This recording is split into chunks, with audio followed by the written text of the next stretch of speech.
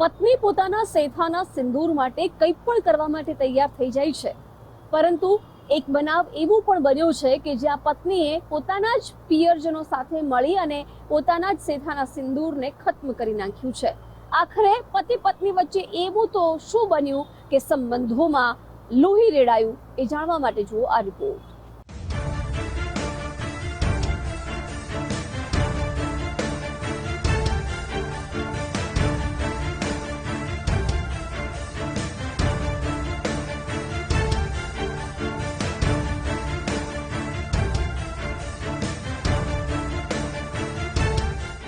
બોટાદનો ભગવાનપરા વિસ્તાર।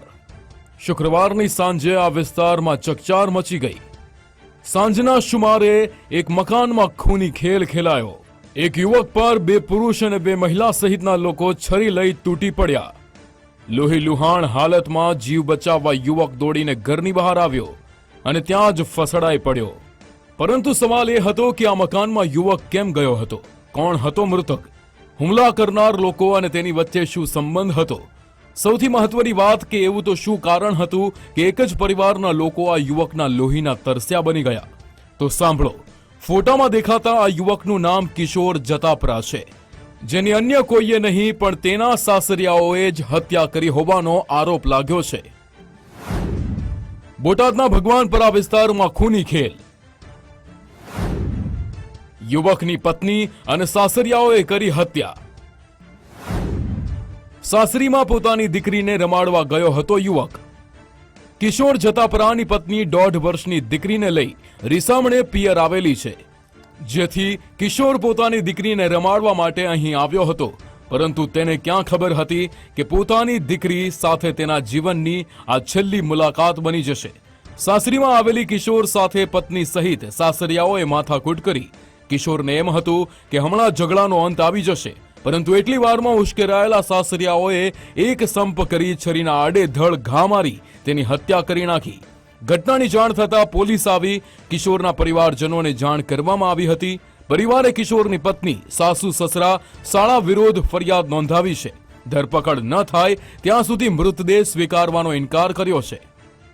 જે દરમિયાન આરોપી છે તે ધર્મેન્દ્રભાઈ હર્ષદભાઈ વાળા, ખુશીબેન, ઉર્વશીબેન તથા હાર્દિકભાઈ, તેમના વિરુદ્ધમાં ફરિયાદ હતી। આથી આ ચારેય આરોપીઓને બોટાદ પોલીસ સ્ટેશનમાં ધરપકડ કરવામાં આવી છે અને આગળની તપાસ છે તે બોટાદના પીઆઈ છે તે ચલાવી રહેલા છે। કેમ સાસરિયાઓએ કરી જમાઈની હત્યા? હત્યામાં પિયરજનોનો કેમ પત્નીએ આપ્યો સાથ? એક પત્ની હંમેશા તેના પતિની લાંબી ઉંમરની પ્રાર્થના કરતી હોય છે, પરંતુ અહીં તો પિયરજનો સાથે મળીને પત્નીએ જ પતિને મોતની ચાદર ઓઢાડી છે। તેની પાછળનું કારણ શું છે? હવે તેના વિશે વાત કરીએ। કિશોર જતાપરાના લગ્ન 3 વર્ષ અગાઉ ઉર્વશી સાથે થયા હતા। તેમને સંતાનમાં 1.5 વર્ષની દીકરી છે। પતિ પત્ની વચ્ચે નાની મોટી બાબતે ઝઘડા થતા હતા। તેના કારણે 1.5 મહિનાથી ઉર્વશી દીકરીને લઈ પિયર આવી હતી, જેથી દીકરીને રમાડવા માટે કિશોર સાસરીમાં આવ્યો હતો। પરંતુ સાસરિયાઓને આ ગમતું ન હોવાથી જમાઈને મારી નાખવાની ધમકી આપતા હતા।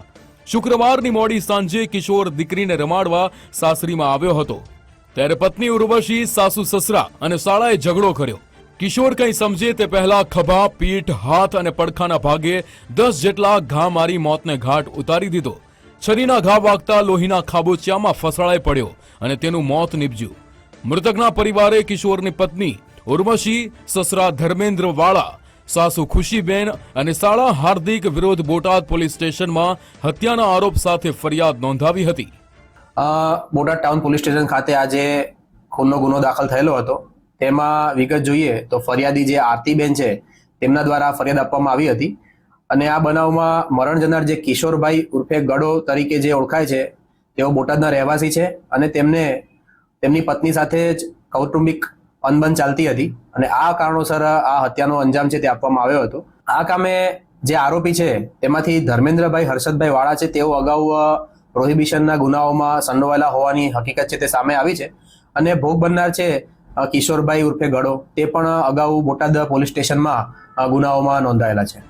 કિશોરના પરિવારના આરોપ મુજબ પોલીસે પત્ની સહિત તમામ લોકો વિરુદ્ધ ગુનો નોંધી તપાસ હાથ ધરી છે, પરંતુ અહીં સવાલ એ છે કે પત્નીના રિસામણે આવ્યા બાદ કિશોર તેની દીકરીને રમાડવા માટે આવ્યો હતો. તેની પત્ની કે સાસરી પક્ષના લોકોને આ પસંદ નહોતું, તો એકબીજાને વાત કરી છૂટાછેડા લઈ લેવા હતા. પણ આવી રીતે જીવ લઈ લેતા કિશોરના પરિવારમાં શોકનો માહોલ છવાઈ ગયો છે. ગજેન્દ્ર ખાચર, ગુજરાત ફર્સ્ટ, બોટાદ.